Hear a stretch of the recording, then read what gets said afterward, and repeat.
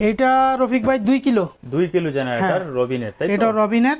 আচ্ছা, এইটা দিয়া কি কি ফ্যাসিলিটি পাবে ভাই? এটা দিয়ে ফ্যাসিলিটি পাবে, আপনাকে দেখাই। এটা Robin 2 kilo, made by Japan, 12 volt charge করতে পারবে।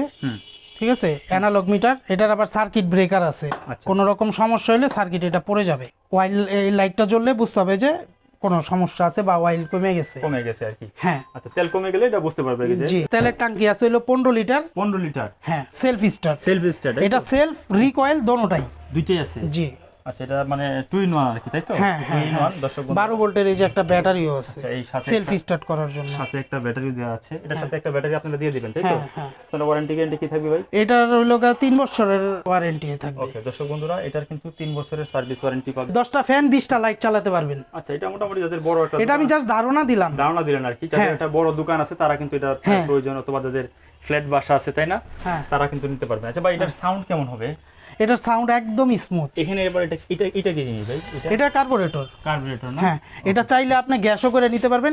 গ্যাস করতে পারবেন? হ্যাঁ, চাইলে গ্যাস করতে পারবেন। গ্যাস করলে তো আবার খরচ কমে যাবে, তাই না ভাই?